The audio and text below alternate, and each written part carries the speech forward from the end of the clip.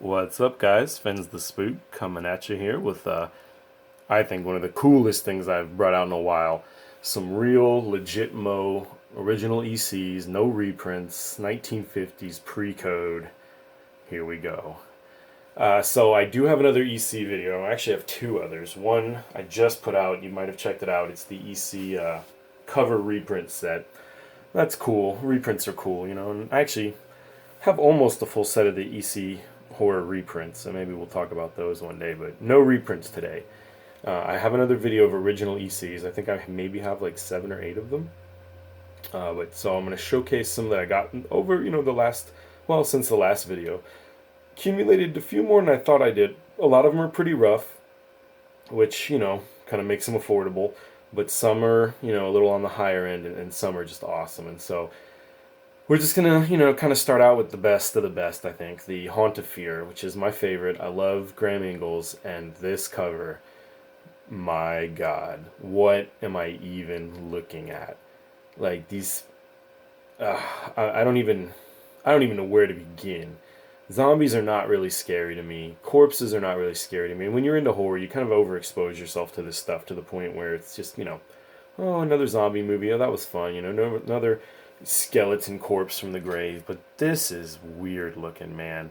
Like, especially this one in the back. It's like borderline making a kissy face or something. It's the one in the middle's just lips have rotted, and the one in the front's just head is so weirdly shaped. Like, I don't know, man. This beats anything on Walking Dead, in my opinion. This is the ultimate Graham Ingles cover to me.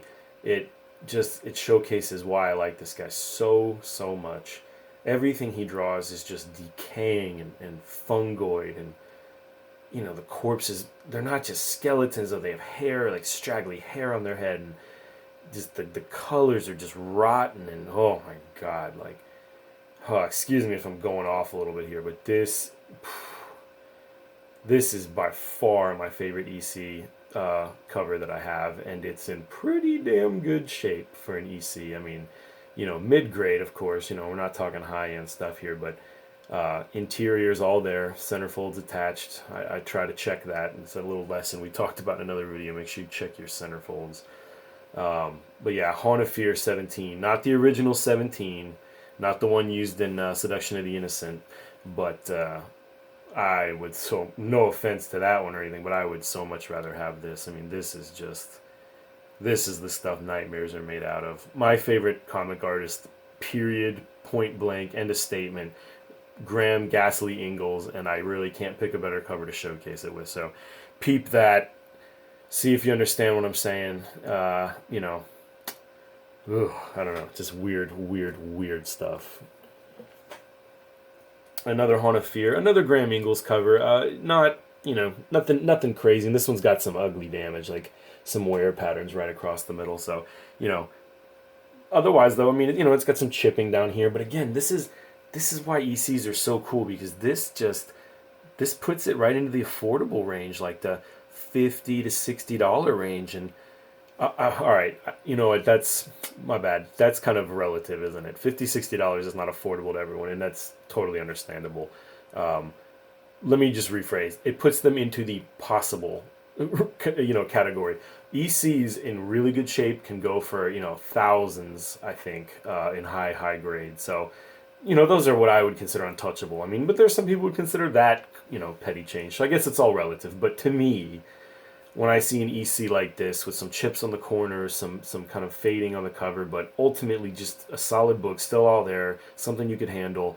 I love it. So Haunt of Fear 21, not the coolest cover Graham Ingles ever did, to be honest with you, but more. This is, and I don't know if we've talked about this. I repeat myself a lot, but I know Bernie Wrightson, has said that Graham Ingles was a big influence in him, and I think this cover almost looks more Wrightson than Ingles, to be honest with you.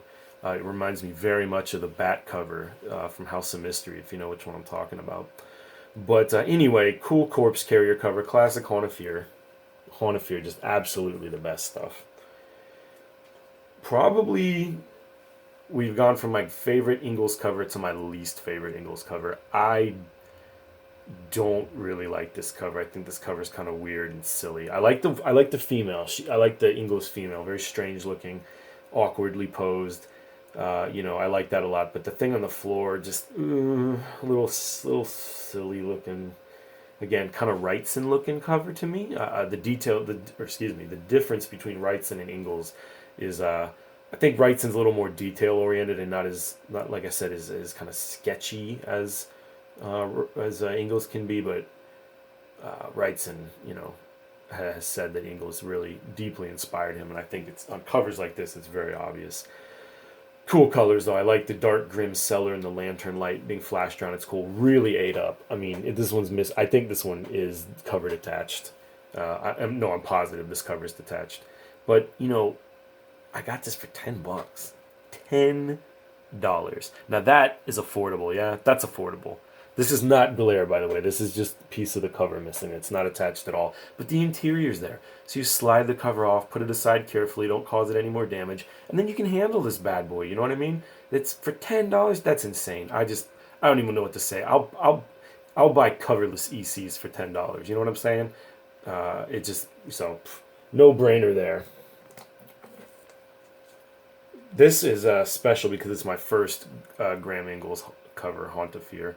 Not the greatest. I mean, it's got some writing on it, which is kind of a thing I don't like. But it was the first one I found. It was reasonably priced, and it's kind of cool, kind of foreboding, right? Guy's opening the door, doesn't really know what he's coming into. Got this creepy hag hand, pulling on the lock there.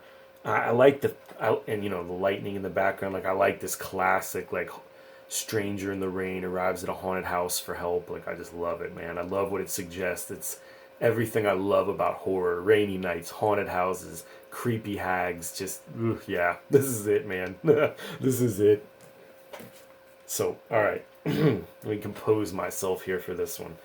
This is something special, friends. This is something special. If you knew what this was when you saw it, tell me in the comments. I'm really curious how many of you just by sight know what this is. Don't cheat. Don't Google it.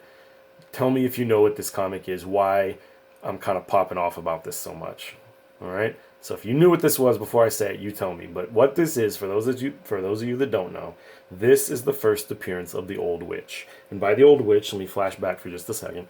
I mean this beautiful lady right here. She's the hostess for the Haunt of Fear. The Crypt Keeper is the host for the Tales from the Crypt, and the Vault Keeper is the host for the Vault of Horror. The Old Witch is, in the later years, like we see here, almost exclusively drawn by Graham Ingles. This is prior to Graham Ingles, I think, being given the Old Witch assignment. This has Graham Ingles' art in it, but it's actually Kamen, I think, who draws her first. Unfortunately, I'm not really at the point with the filming stuff where I'm comfortable taking this stuff out and handling it on camera. I don't want to. It's a very awkward angle for me the way I film, so I don't know. I'll figure something out to where I can do this, because I really want to do interiors, but especially on really old golden age, you have to be really careful with this stuff. This is, books obviously got some chipping on it already, but, so I can't open it and show you the interior as much as I'd like to. We'll do it one day, though, I promise. But yeah, this is the first appearance of the witch. This is the first time the Old Witch appears as the host of Haunt of Fear. This is actually only the second issue of Haunt of Fear, even though it says number 16. Number 15, it's kind of strange. It has a hooded woman on the cover who I think is a prototype Old Witch, but it's not named, right? The interior of this one actually has this hag starting the last story in the book. I'm the Old Witch. I'm the hostess for the Haunt of Fear. So this is the first appearance of the Old Witch, and I know that probably nobody cares except me probably, but the Haunt of Fear and the Old Witch, witches are just something that gets my blood pumping, and this is the first Old Witch. Oh my god, I can't get over it. Johnny Craig cover, vampire cover. Not the cover's like just whatever, man, but I do like the yellow and blue. Very strange color combo there, but yeah, Old Witch, full book, cover attached, all staples there. Just wow, man, wow. One of the gems of my collection. Another EC I got recently, Shock Suspense number 17. I like this cover. That scarecrow is weird looking. Under the moon, you got this farmer coming after this girl. I don't know. I don't even know who drew the cover, to be honest with you. It's just weird. I like the scarecrow. I like the colors. it's pretty good shape. These non-horror ones are a lot cheaper, or they should be. Don't let someone try to charge you the same price for the horror ones as they do the other ones. Maybe if they're like the fantasy or the sci-fi, those sell pretty good, but the shock suspense, these should be cheaper. Not, we're not talking chump change here. This is still pre-code horror to an extent, but these don't. I mean, some of the stories are pretty intense, but the pre-code, the really nasty pre-code stuff that got him in troubles in the horror books. So just throwing that out there as a little tip to you. Always kind of try to negotiate when you're buying the shock suspense stuff or some of the more offbeat titles. But again, some of them are rare, so you kind of got to know what you're doing there. So shock suspense 17. I think that ends it for the ECs. I got some more stuff back there. We're going to go over, I got another pile of Golden Age. We'll check that out in a bit. I've been going just, oh my god, I've got the golden fever. I've been buying nothing but Golden Age lately, which means I don't have as much as I usually do, but, it's just getting older and more precious and more...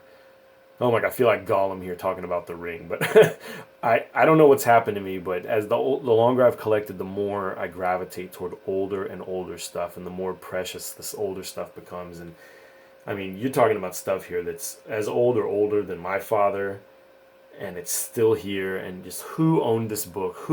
What kid did this book scare? Who first opened this up? Which kid opened this book up and saw the witch for the first time and was just like, oh my god, what is this? That's the kind of stuff. I don't know. Just this stuff has history and power behind it, I think. And anyway, I'm kind of going off here, aren't I? So I'll wrap it up with that, guys. So there's my EC collection update. That's what we're going to call this, the EC update. Everyone you saw is a real EC. No reprints. These are all legitimate. Like I said, not the highest grade stuff, but, just absolutely cool. And like I said, hopefully we'll get to the point where one day I can show you some interiors. So hit me with the like if you enjoyed the video. Hit me with the comments, especially if you knew that was the first appearance of the Old Witch. That's super impressive. And yeah, tell me about your EC collection. Which ones do you have? If you do have any, or if you could only have one, which one would you get? The Haunt, the Tales from the Crypt, or the Vault? So let me know what's going on, guys. Thanks for sticking with me. Hope you enjoyed the video.